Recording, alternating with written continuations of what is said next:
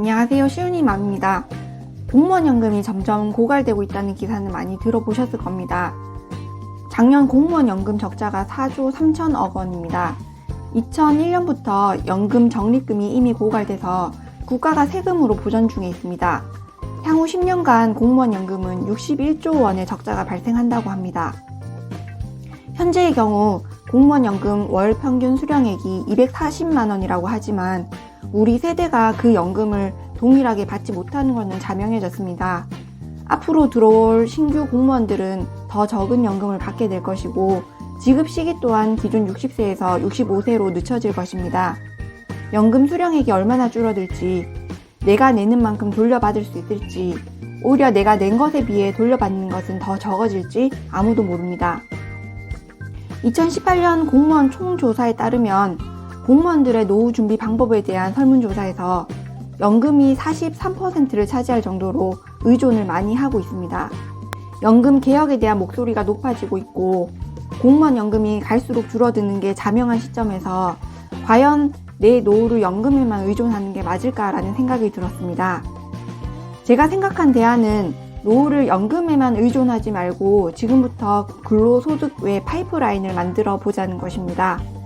첫째, 겸직이 가능한 업종을 탐색하는 것입니다. 공무원은 투잡이 안 돼서 나는 아무것도 못해 라고 생각하는 것은 어떻게 보면 편견일 수 있습니다. 공무원도 겸직 허가가 가능한 업종이 있습니다. 부동산 임대, 외부 강의, 저술, 번역, 작사 작곡, 블로그 광고, 유튜브, 애플리케이션 제작, 이모티콘 제작 등입니다. 물론 소속기관의 장이 담당 직무 수행에 지장이 없는지 여부를 판단하여 겸직 허가를 내어줍니다. 기관장의 허가를 맡아야 하는 것이 불편한 일이긴 합니다. 윗사람이 과연 어떻게 생각할지, 혹여 공무원이라는 본분을 소홀히 하고 있다는 인상을 주는 것은 아닐지 당사자로서는 심리적 장벽이 존재하긴 합니다. 하지만 그 심리적 장벽만 넘으면 생각보다 수월합니다.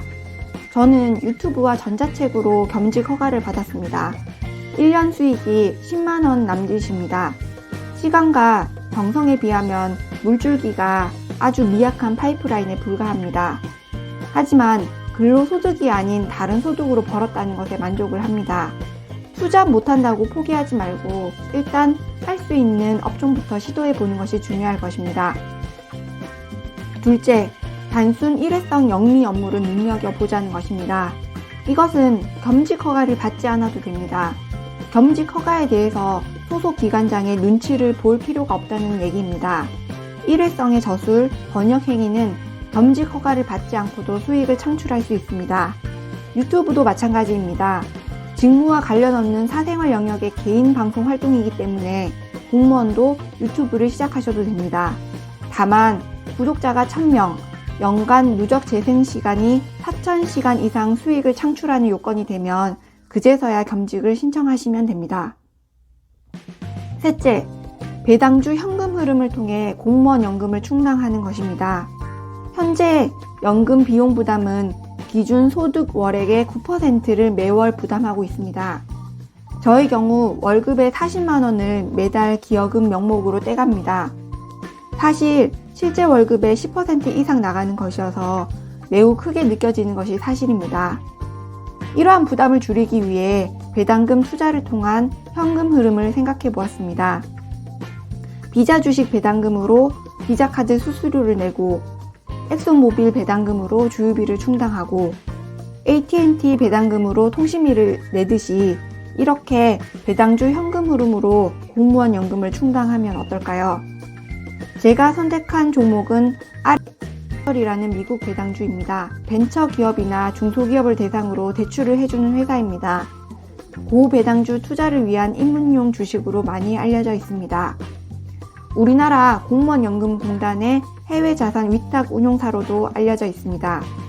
8% 이상의 배당을 주는 고배당주이기 때문에 언제든 배당 컷의 우려가 존재합니다. 하지만 언제 주머니로 들어올지 모르는 연금에 목매이기보다 당장 현금 흐름을 주는 이러한 종목을 한 주씩 꾸준히 매수하는 것도 좋은 방법이라 생각이 들었습니다. 이상 시우니맘이었습니다. 감사합니다.